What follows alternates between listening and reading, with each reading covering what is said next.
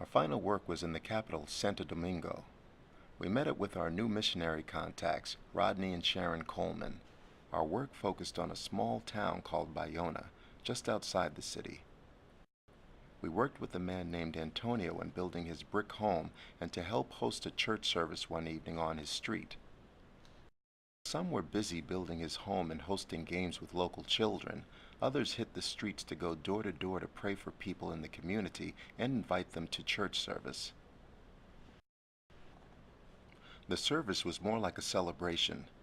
People we met earlier in the day appeared, sat and listened to the music, testimonies of our youth, and words from Rodney about the strength of God. We also saw the joy of Antonio, seeing life in his community.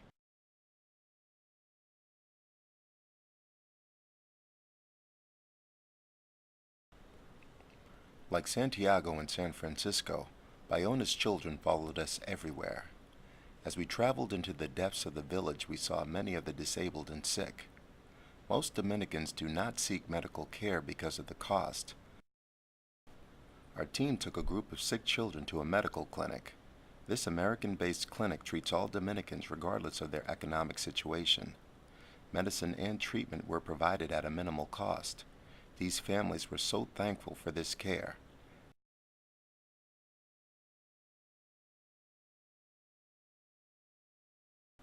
Our last day in Santo Domingo had us once again surrounded by community.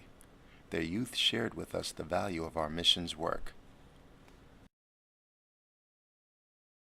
Bueno, yo quiero dirigirme más a los adultos de la To the adults misión. of the youth here in the Dominican, I want to tell you that you are giving them a great opportunity to go and experience a different country. And this way they can go and see what God's ministry is. They all have great potential and a good desire to serve God. We hope that this trip has been something significant for their hearts and their lives and for their devotion to God.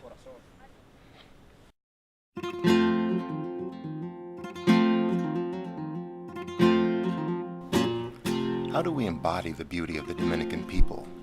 In their humbleness, they live to serve others, putting their own desires second to their family and community. Even when their community is surrounded by crime or garbage, they live richly through community bonds. What we view as poverty is actually a community rich with love and hope. In the eyes of the Dominicans are their spirits, exuding hope and life in mankind and in their future. When we arrived, we thought we were on a mission of giving, but in fact, we left with far more than we gave.